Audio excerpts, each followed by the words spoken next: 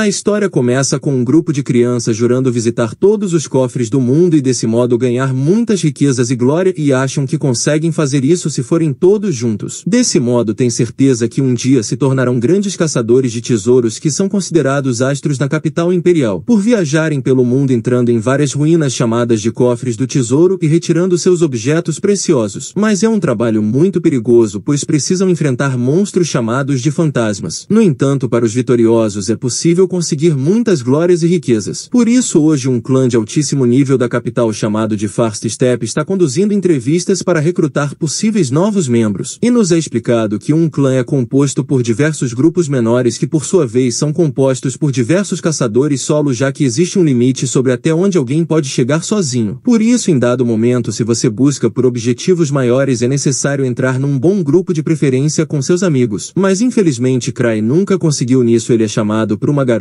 que questiona se o rapaz estaria atrás de algum grupo e logo em seguida se desculpa por iniciar a conversa assim, pois só fez isso devido ao clima ter ficado muito pesado por todos ali estarem nervosos, mas já que Cry demonstrou ser mais amistoso, ela decidiu tentar conversar. Então se apresenta contando se chamar Ruda Runebeck, uma caçadora de nível 3, porém Cry não retribui seu aperto de mão enquanto se apresenta. Nisso ela observa ter muita gente naquele lugar enquanto explica ter caçado sozinha durante esse tempo, mas ao chegar no cofre ninho do lobo branco entendeu ter chegado no seu limite, por isso deseja se unir a um bom grupo. Ao ouvir aquilo, um homem se intromete na conversa zombando dela por ter ido ao ninho do lobo branco, já que lá não é lugar para uma mera nível 3, por isso a manda ir embora já que ela é fraca demais. Então eles continuam brigando até que a garota perde a paciência, o chamando para a batalha, mas nesse momento surge um homem avisando que caso insistam nisso irão perder a chance de entrar pro clã deles. E além disso, um caçador jamais deve sacar suas armas em público. Logo após isso eles entram e a garota fica fascinada com a quantidade de pessoas naquele lugar, questionando seu amigo se já teria ido ali alguma vez, o que ele afirma já sendo essa sua quinta vez. Então observa o lugar, refletindo que no mundo dos caçadores tudo se resume à habilidade. Desse modo quem a tem consegue fama rapidamente subir na vida, já os menos afortunados acabam tendo que se agarrar ao que podem. Nisso sua amiga pergunta sobre um grupo todo de branco que Cry diz se chamar Ark Brave, um dos grupos mais fortes entre os que estão recrutando. E são tão poderosos que já conseguiram completar um cofre de nível 7 com apenas 6 membros. E a pessoa sentada ao centro é Ark Rodan, o líder daquele grupo que é tão habilidoso que dizem que caso ele te aceite no grupo, seu sucesso como caçador estará garantido. Mas até onde sabe o rapaz nunca aceitou membros novos num evento como esse. Nisso a mulher pergunta sobre uma mesa singela no fundo, vendo que está vazia, então Greg surge novamente, estando disposto a explicar algumas coisas para a garota, visto que ela demonstra não saber muita coisa. E segue dizendo que aquela mesa pertence ao grupo que criou o clã First Step, o grupo Stragri. Ao ouvir aquilo, Cry reflete que esse nome era a alcunha de um grupo de jovens que veio para a capital muitos anos atrás e devido aos seus talentos impressionantes hoje todos sabem que são o maior grupo da capital, possuindo o nome oficial de Strandgrief, o grupo criado pelos seus amigos de infância. Nisso Greg segue contando existir o boato de que pela primeira vez em anos o grupo irá aceitar novos membros, por isso aquele lugar está tão lotado. Então surge um homem fazendo um alarde buscando pela Stragri, pois só se deu ao trabalho de ir até ali porque quer entrar no melhor grupo de todos, afinal ainda será um dos maiores caçadores do mundo, já tendo chegado ao nível 4. Porém uma garota chamada Tino não gosta nada da audácia do rapaz e o manda se colocar em seu devido lugar, enquanto seu colega de equipe tenta fazê-la se acalmar para que não cause confusão. Mas ao ver que o rapaz não quer sair, ela decide que vai expulsá-lo à força e conta que ela quem merece estar no Strandgrief. Mas seu amigo a manda parar, lembrando que o vice-mestre já havia lhe pedido para que não causasse confusão, por isso não deve perder tempo com um idiota, o que deixa o garoto irritado por ter sido chamado assim, mas o homem mantém o que disse. Nisso todos ali se animam botando mais lenha na fogueira, tornando o combate entre ambos inevitável, e vendo que está prestes a acontecer, Cry chama sua amiga para saírem de lá, pois caso sejam atingidos não irão sobreviver. Enquanto isso Tino conta que irá cuidar dele com sua lâmina, assim como sua irmã lhe ensinou. Já o rapaz braveja suas bravatas, porém enquanto ele carrega o poder de sua espada, Tino sente uma presença na plateia, notando Cry se movendo de fininho. Então vai até ele perguntando o que o mestre está fazendo ali escondido. Nisso Ark também o encontra, vendo que seu amigo chegou tarde e acha que sem ele o grande mestre do clã e líder da Stragri não poderiam dar início ao evento. Aquilo tudo gera um grande burburinho entre a plateia, que fica em choque e ele acaba sentindo como se fosse vomitar. Então se recorda de quando tinham acabado de chegar na capital e enquanto terminavam de limpar um cofre de tesouro ele foi atacado pelas costas, mas seu amigo conseguiu eliminar a criatura rapidamente. Agradecendo defendendo Cry por achar que o rapaz estava se fingindo de isca para ajudá-lo. Mas na verdade Cry sequer tinha notado o monstro, pois embora todos ali tivessem o mesmo sonho, era evidente que possuíam quantidades diferentes de habilidade. Por isso, quando comparado ao potencial monstruoso de seus amigos, ele era apenas uma pessoa comum e caso tivesse ficado com ele seria só uma questão de tempo até começar a atrapalhar. Mas sabe que seus amigos são legais demais, por isso nunca lhe diriam o que lhe fez ter de tomar a decisão sozinho. Então logo após aquilo decidiu comunicar ao seu grupo sobre sua decisão de partir, mas vendo aquele discurso seu amigo se lembra que eles não possuem um líder e decide colocar Cry no cargo, que todos acabam concordando para o choque de Cry. E desse modo ele tem sido o líder de seu grupo de amigos superdotados há anos, sempre desejando poder se aposentar dessa vida. Já no salão, Ark acha graça na desculpa de Cry, que diz ter chegado atrasado por ter dormido demais. Mas Tino lhe manda ficar longe de seu mestre, o chamando de bonitinho artificial, porém Ark acha graça e comenta que seu amigo provavelmente estava observando a multidão, ficando incógnito em meio às pessoas comuns. Afinal o rapaz nem está de uniforme mesmo depois de ordenar que todos estivessem vestidos de acordo, mas ele explica que poderia ter vestido o uniforme caso tivesse acordado na hora. Mas não adianta explicar porque os caçadores nunca escutam suas palavras. Nisso Tino sugere tirar aquele cara do clã, visto que ele não está respeitando o mestre adequadamente. Então Cry explica que aquela garota é uma caçadora de nível 4 chamada Tino Chad e também é discípula de sua amiga de infância Liz. Nisso Ark questiona se seu amigo já encontrou algum membro em potencial, então Cry pergunta se o rapaz aceitará caso ele diga ter encontrado um membro em potencial, o que Ark confirma por confiar na decisão dele. Ao ver aquilo, outra garota tenta parar Ark, mas o rapaz a silencia. Nisso Cry fica feliz vendo que Ark sempre age assim, sendo muito generoso, porém a amiga dele não gosta nada de ver o caçador forçando pra cima deles. Então olha pra Tino, que diz não poder se juntar àquele grupo porque em seu coração já escolheu se juntar ao grupo do mestre. Enquanto isso ouvem o rapaz de antes atraindo as atenções novamente. Ao vê-lo, Cry questiona se ele é mesmo um caçador de nível 4 e deseja saber seu nome, que o rapaz revela ser Gilbert, a lâmina do purgatório. Então Cry observa refletindo que o rapaz não é grande coisa no momento, mas depois de Ark o treinar pode se tornar muito forte. De qualquer forma ele é péssimo em julgar as pessoas, por isso qualquer um que escolha vai ser na sorte. Então acaba tomando a decisão de recomendar o rapaz para que Ark o treine, mas tem uma condição que deixa todos curiosos. E conta que a coisa mais importante para um caçador é nunca perder, pois se faltar força para um caçador vai acabar colocando sua equipe em perigo. E revela que desde que se tornou um caçador nunca perdeu, refletindo que isso se deve ao fato de que nunca entrou numa luta de verdade. Então tira seu anel e anuncia que irá recomendar para Ark Brave qualquer um que estiver com aquele tesouro e o arremessa nas mãos de Gilbert, que logo toma um golpe poderoso de Tino, que pretende conseguir aquele anel. Nisso todos ficam em choque com o que acabaram de ver, já o anel sai rolando, que faz com que todos iniciem uma briga para consegui-lo, enquanto Cry sai de fininho se despedindo de seus novos amigos. No dia seguinte sua assistente lê o jornal informando que o recrutamento resultou numa grande briga que acabou explodindo o local, mas felizmente ninguém se machucou. No entanto, a associação de aventureiros deseja falar com o rapaz, que questiona como seu colega reagiu, ficando feliz ao saber que Ark apenas riu da situação, e vendo que o rapaz é tão benevolente decide mandar a conta do bar para ele e mandá-lo à associação de aventureiros. Mas sua amiga informa que a associação pediu especificamente para ver o rapaz, que fica chateado vendo que caso não vá o tenente Gark vai vir pessoalmente até ele, mas não deseja sair sem uma escolta, pois já que seu tesouro de disfarce quebrou não pode mais mudar seu rosto para se camuflar na multidão e evitar ser atacado de surpresa. Mas sua amiga não acha que ele vá ser atacado, ainda mais àquela hora do dia, então Cry decide ir até a associação se desculpando desesperadamente pelo ocorrido. Nisso a mulher diz a Gark para não ser tão severo na bronca, no entanto o homem sequer tinha começado, então ela entrega um livro enquanto o homem explica que apesar de ninguém ter reclamado, o clã Fast Step precisa ser um exemplo para os caçadores. Por isso Cry não vai poder sair ileso dessa vez, tendo que pagar um castigo. Nisso nos é explicado que a associação arruma diversas missões para os caçadores. Entre elas existem algumas de prazo apertado, pagam pouco e são tão difíceis que ninguém deseja fazer, por isso são chamadas carinhosamente de pagar castigo. Cry até tenta argumentar, mas acaba tendo que escolher uma e pensa na mais fácil de passar pro seu amigo Ark, então acaba encontrando uma de nível 3 que acredita ser fácil. Mas a mulher explica ser uma missão de resgate, por isso ele não deve subestimá-la. E quando ele sai, o chefe da associação reflete que o rapaz não mudou nada, estando sempre cheio de energia, e além disso ainda escolheu a missão que lhe parecia mais perigosa. Já na casa de Ark é informado que o rapaz não está tendo sido convocado por alguns nobres. Enquanto observa o lugar, Tino lhe mostra seu anel que conseguiu naquela disputa e pergunta se pode mesmo ficar com ele, o que Cry permite para a felicidade dela. Em seguida questiona questiona se ela está livre naquele momento, que ela confirma tendo estado esperando por aquele momento há muito tempo. Então Cry conta do trabalho que pegou e a garota desaparece na mesma hora. Vendo aquilo, Cry usa sua corrente mágica que se transforma em um lobo e busca a garota, que está muito decepcionada, sentindo que foi enganada para aceitar aquela missão, pois na verdade o que queria era tomar um sorvete com ele, mas ao invés disso vai ter que pagar aquele castigo horroroso. Além disso, ela é apenas uma nível 4, por isso não tem como conseguir resgatar 5 pessoas sozinha, e mesmo sabendo que o mestre lhe envia essas missões onde precisam encarar a morte de frente para superar seus limites, considera aquela muito extrema até para ela. Ao ouvir aquilo, ele entende que a garota não deseja ir sozinha e resolve o problema lhe arrumando um grupo improvisado. Então se recorda de antes, quando chegaram na associação de aventureiros e por receio tentou desistir, mas seus amigos insistiram por ter sido ideia dele ir para a capital. No entanto, Cry acha que só vai atrapalhá-los se ficar no grupo, porém seu amigo acha aquilo uma bobagem e decide entrar, contando a todos se chamar Luke o maior espadachim do mundo. E sua amiga diz ser Liz a maior ladina do mundo, explicando estarem ali para se registrarem. Nisso a atendente entrega um formulário mandando o rapaz escrever o nome, o símbolo de seu grupo, porém ele não havia pensado nisso, então decide mostrar ao seu grupo a péssima escolha que fizeram, o colocando como líder, escolhendo um nome bizarro e um símbolo de caveira que deixa seu grupo chocado, pois desse modo ninguém pensará que são um grupo de heróis. Ao ver aquilo, Cry decide que falhou como líder e acha melhor ir embora, mas seu grupo muda de ideia achando aquele nome muito bom e decidem que vão tornar seu símbolo bom com suas ações. Desse modo ocorreu o nascimento do grupo Strange Grief. Então voltamos ao presente com Greg muito surpreso, pois ainda não estava acreditando totalmente que o rapaz é na verdade o mestre do clã, aquele a quem todos chamam de Miltrux, um caçador de nível 8, e agora que todos sabem o quanto ele é incrível, Tino acha que deveriam se ajoelhar. Nisso Cry explica que Miltrux foi o segundo nome que ganhou na liderança de seu grupo e essa é uma honra dada apenas aos caçadores que conseguem atingir certo prestígio, se tornando praticamente um ídolo para todos. Porém o espadachim não acredita que ele seja o Miltrux, porque sequer parece treinar, o que faz Tino lhe achar um idiota por não conhecer a verdadeira força de seu mestre, e conta que não tem como conseguir trabalhar com ele, afinal pessoas que falam tanto são as que mais detesta. Ao ouvir aquilo, Cry a compreende, pensando nas pessoas faladoras que espalharam o boato de que ele é o mais forte. Então questiona o que o grupo acha da proposta de ir junto com Tino, e o espadachim considera que seja uma piada de mau gosto, pois nunca se uniria a eles, e ainda não consegue acreditar que Cry seja o líder do grupo mais forte. Nisso Cry decide deixar Gilbert de lado, questionando se os outros irão, o que eles confirmam, e avisa Tino para chamar alguém do clã caso precise de mais ajuda. Porém a garota só deseja que o mestre possa ir junto, o que ele nega. Porém antes de sair, Gilbert o desafia para um duelo e caso o mestre lhe vença, ele irá na missão. Vendo aquilo, Cry decide que ele irá lutar com Tino, já que ela é a líder do grupo e ela está decidida a executar a punição de Gilbert por ter faltado com respeito ao seu mestre. Nisso ela mostra a Cry toda a flexibilidade que aprendeu com sua mestra, que lhe permite executar qualquer posição. Então Gilbert avisa que no dia anterior apenas foi um pouco descuidado, mas isso não tornará a acontecer, e além disso, quando terminar com ela, lutará com Cry. Mas Cry não deseja lutar e lhe avisa que sua oponente também possui nível 4 para seu espanto, pois não imaginava isso ao ver a garota, que avisa não haver a menor chance de perder aquela luta mesmo que ela seja muito mais fraca que o mestre. E para pegar leve decide deixar suas armas de lado, que normalmente seria um problema para ela já que é uma ladina. Mas como teve que evoluir sozinha, já está habituada a lidar com humanos, sendo assim seu maior problema vai ser a relíquia que Gilbert carrega. No entanto o rapaz decide deixar sua espada de lado, decidindo que não precisa daquilo para cuidar dela. Então Tino se prepara desejando derrotar logo aquele cara para poder ir tomar um sorvete com o mestre, que a lembra não ter prometido isso, mas ao ver sua cara de choro ele acaba aceitando, mas só depois do trabalho. Nisso a luta tem início e ela parte para cima golpeando o rapaz a uma velocidade assustadora. Em seguida ele acerta um chute que manda o rapaz longe, deixando o pessoal impressionado ao vê-lo aplicar a punição divina que havia mencionado antes. No entanto Gilbert se ergue novamente e tenta atacar, mas acaba sendo imobilizado pela garota, que lhe manda nunca mais faltar com respeito para com o mestre, além de ter que agora adorá-lo como um deus e lhe trazer tributos regularmente. Nisso ele se solta irritado por ela não calar a boca, mas acaba apanhando de novo da garota, que agradece o mestre por tê-la feito crescer tanto apesar de Cry nunca ter feito nada. Vendo seu estado, Gilbert se recorda de sua infância, tendo treinado exaustivamente para ser o melhor e assim logo superou os adultos, então decidiu vir para a capital, onde formou um grupo e explorou vários cofres do tesouro, o que lhe fez sentir muito orgulho pela sua evolução. Por isso não pode ser derrotado, pois é o mais forte. Então acaba sendo trazido de volta à realidade por Tino, que lhe manda usar sua espada caso queira continuar lutando, caso contrário vai acabar morrendo. Aquelas palavras trazem a Gilbert sua triste realidade, percebendo que numa luta de verdade ele já não estaria mais vivo há muito tempo. Nisso Cray comenta saber que o rapaz deixou seu grupo pela diferença de poder ter ficado grande demais e conhece isso melhor que ninguém porque também passou por isso, mas no seu caso ninguém ficou para trás. E reflete que na verdade não o deixaram partir. Ao ouvir aquilo, Gilbert percebe que mesmo com o grupo Strange-Grief sendo a elite da capital, a força do rapaz se destaca sendo benevolente ao estar no grupo, pois na verdade sua força é tanta que sua simples presença ali é como uma aparição. Nisso Cray dá um toque na espada liberando as chamas do purgatório que ele nota terem um bom dano elemental, por isso considera aquela uma boa espada. No entanto, Gilbert fica em choque vendo o rapaz controlar aquela chama com tanta maestria tão facilmente, sendo que nem ele, que já treina há tempos, consegue produzir uma chama tão intensa. Então nos é explicado que nesse mundo existe um material de mana invisível a olho nu que é condensado dentro dos cofres, dando origem a mundos baseados nas memórias extraídas do núcleo do mundo. E o Ninho do Lobo Branco é um desses lugares que originalmente era habitado por monstros lupinos que acabaram sendo extintos pela caça desenfreada pelos seus pelos. Depois o cofre apareceu junto com um fantasma, mas ele acha essa história sangrenta demais e acha que eles vão ficar bem, afinal o nível do cofre é 3, eles estão em 4 pessoas. Então aproveita o momento para agradecer a mulher pelas informações sobre Gilbert que lhe foram muito úteis. Nisso ela conta ter ouvido sobre o show que ele deu com uma certa relíquia de fogo que Cray comenta ser bem fraquinha, do tipo que até Gilbert consegue controlar sem muito treino. Então começa a polir suas relíquias que ele adora colecionar, pois até ele consegue realizar pequenos milagres com elas e acha aquela espada muito legal, se questionando se Gilbert lhe venderia. Mas sua secretária acha péssimo que ele fique desperdiçando dinheiro com tantas relíquias parecidas, então ele tenta argumentar que cada uma possui um formato e efeito único. Mas a mulher segue dizendo que apesar dos fundos da equipe serem muito vastos, ele deve se segurar um pouco com seus gastos, pois até já pegou um empréstimo de Citri. O que o leva a refletir que em seu grupo os lucros são divididos igualmente independente da contribuição, por isso é muito rico mesmo sem fazer nada. Nisso acaba se lembrando que não pediu para recarregar em suas relíquias, e vai até a mulher que a preenche com mana, enquanto o homem comenta sobre a aparição de um fantasma desgarrado na estrada ao norte que destruiu uma caravana inteira bem escoltada. E segundo as testemunhas, o fantasma tinha a forma de um lobo branco, tendo aparecido perto do ninho do lobo branco, mas a garota sugere que deve ser uma aparição em massa de lobos, por isso a essa altura o cofre deve estar cheio. Saber disso deixa Cray receoso, mas confia na força do grupo por eles serem habilidosos e experientes. Nisso o homem segue dizendo que pelo lugar ter ficado mais perigoso, a associação já está pensando em mudar seu nível, além de ter também o fato do desaparecimento do grupo de Rudolph, um famoso lanceiro de nível 5 que foi para lá há alguns dias. Ao saber disso, Cray checa percebendo que os desaparecidos são Rudolph e mais 4 caçadores de nível 5 que ele não havia prestado atenção antes. Nisso o pessoal pergunta o que há de errado, ficando em choque ao saber que ele acabou de mandar Tino ao ninho do lobo branco. Não apenas isso, mas também mandou outros 3 caçadores, deixando o homem ainda mais assustado por ele ter mandado um grupo improvisado a um lugar tão perigoso, mas entende que esse deve ser o treinamento rigoroso que ele impõe aos caçadores. Então ele sai de lá tendo pensamentos positivos, afinal eles têm Gilbert, que é um jovem bastante forte, porém se pergunta se o rapaz teria recarregado sua espada após aquele show. Já na floresta o grupo sente uma sensação estranha, por isso Tino diz ter feito seu testamento antes de partir, apesar de pretender voltar viva. Saber disso faz o grupo questionar se o mestre já sabia o que estava acontecendo ali, o que Tino confirma e acredita que aquela composição de grupo não é aleatória, estando tudo de acordo com o plano do mestre. Porém Greg não acredita nisso, afinal se conhecem há apenas um dia. Além disso, Gilbert diz só ter vindo por estar com tempo livre, então se lembra que o mestre já sabia sobre sua história. Então Tino segue contando que o mestre possui grande conhecimento sobre os caçadores da capital e cofres de tesouro, e além disso, mesmo sem conhecer o rapaz direito, é fácil ler suas ações e pensamentos. Saber disso faz Greg ligar os pontos, percebendo que até mesmo o incidente do bar deve ter sido calculado, mas Tino os manda não se preocuparem por estar tudo ocorrendo de acordo com o plano do mestre. Afinal, ele nunca os mandaria numa missão impossível sem pensar. Nisso vemos o mestre preocupado por ter mandado seus amigos numa missão impossível sem pensar e espera que eles voltem se ficar difícil demais. Então observa o horizonte, refletindo que mesmo que chame ajuda, ninguém o atenderá a essa hora, por isso precisa ir logo antes que cheguem no cofre. Já na floresta o grupo acaba se deparando com um fantasma de lobo que está muito diferente e mais forte que o normal, usando até mesmo espada e armadura. Enquanto isso, Cray está buscando o máximo de relíquias que pode para usar, e na saída se encontra com a secretária, que fica surpresa ao ver o rapaz se preocupando tanto com o grupo, mesmo sendo um desafio já calculado por ele. Então se choca ao ver uma relíquia proibida, mas Cray diz não ser o que ela pensa pensa afinal ele nunca carregaria por aí algo que vai contra as leis imperiais. Porém, como as relíquias ofensivas estão sem mana, precisa pelo menos ter um último recurso. Em seguida se despede da garota enquanto alça voo usando sua relíquia, porém a mulher fica preocupada com ele já que essa relíquia é do incidente do míssil humano e não possui nenhum meio de proteção ou freio, sendo apenas uma relíquia defeituosa.